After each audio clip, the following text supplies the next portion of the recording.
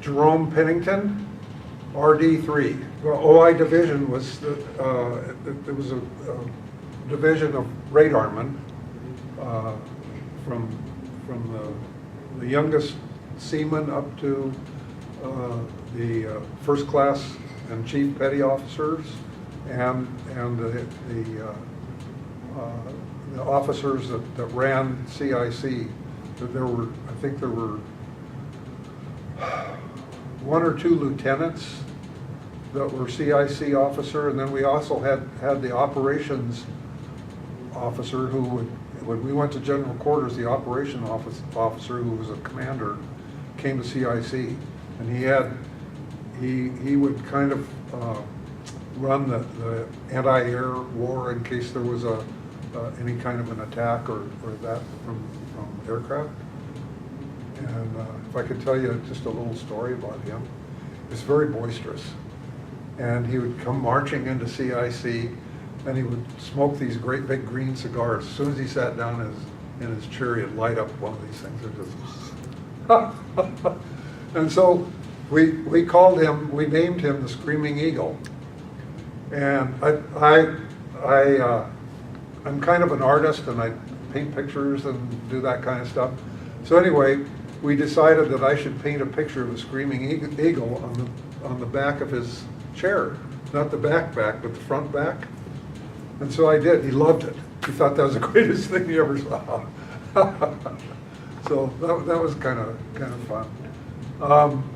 OI division, we took care of when the ship got underway. We did surface search radar, and when we were in an area where they decided to use air search, we also did air search radar. Our upper class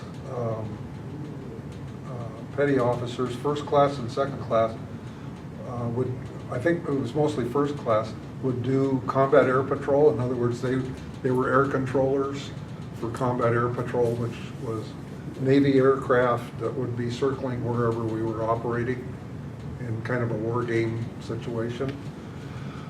And we would track any kind of aircraft, and sometimes they'd be designated as unfriendly, and they'd have to have them identify themselves and that sort of thing.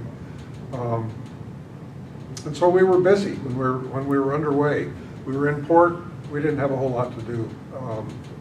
We maintained some of the equipment. We were not electronics engineers or anything like that, so our maintenance of the equipment was limited. But we did take care of our living space and the CIC where we worked. And so, but most of the time when we got underway, we were a busy bunch of people because we worked 24/7. We could detect surface contacts, I think, from about 1,500 feet out for several miles. They couldn't detect them in close when we were out in the open ocean, because what they call sea return, which was the ocean going like this, and that's the radar would pick that up, and it was just nothing. There's nothing there. But for what we had then, I think it was pretty accurate. Having gone on newer guided missile cruisers because of our reunion association, we've been able to go on some ships.